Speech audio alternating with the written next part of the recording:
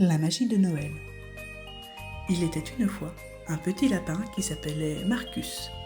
Il vivait en France avec toute sa famille, son père, sa mère et ses nombreux frères et sœurs.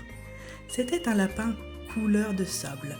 Seul le bout de ses oreilles était blanc. Il vivait à la campagne, bien sûr, et la nature était en train de changer. En effet, nous étions le 1er décembre, et les arbres se paraient de leur plus belle couleur automnale. Marcus aimait cette période de l'année, avec toutes ses couleurs, le froid qui lui permettait de s'emmitoufler dans des pulls bien chauds, le chocolat chaud du goûter, le givre qui faisait briller chaque brin d'herbe, et puis Noël qui approchait à grands pas.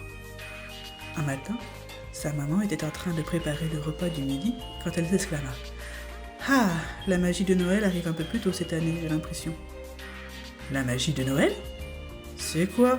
interrogea Marcus.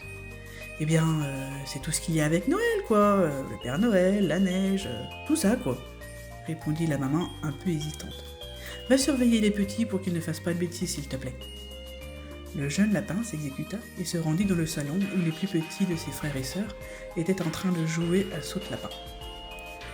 Marcus s'installa dans le canapé pour les surveiller et réfléchit à ce que lui avait dit sa maman. La magie de Noël ? Tout d'un coup, des centaines de questions se bousculaient dans sa tête. Est-ce que tout le monde fêtait Noël ? Le Père Noël passait voir tous les enfants ? Et dans tous les pays, il y avait de la neige ? Il y avait quand même la magie de Noël ? L'après-midi, il emmena sa petite sœur au village pour acheter leurs premières chaussettes de Noël à accrocher à la cheminée. Les employés communaux étaient en train d'accrocher les décorations lumineuses dans les arbres et les lampadaires. Les petites lapines avaient les yeux qui brillaient devant tant de lumière et elles commencèrent à faire la liste des cadeaux qu'elles voulaient pour Noël. Marcus souriait tendrement en les regardant et il adorait sa famille. Il se sentait tellement bien avec eux. Ce soir-là, il lut les histoires aux petits, donna le biberon au bébé et mit tout ce petit monde au lit.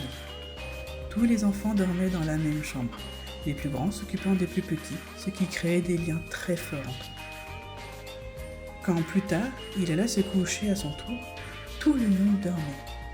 Entendre tout ce petit monde respirer, et même parfois ronfler, l'aidait à trouver le sommeil. Mais ce soir-là, les questions qui lui étaient venues plus tôt dans la journée lui revinrent et l'empêcha de dormir. Malgré tout l'amour qu'il avait pour sa famille, l'idée de partir découvrir le monde avait germé dans son esprit. C'était une évidence. Il devait partir trouver les réponses à ses questions dès le lendemain. Il ne fallait pas perdre de temps. Il pensait à tout ce qui allait l'attendre pendant son long voyage quand le sommeil finit par étendre son voile léger sur les paupières du jeune lapin.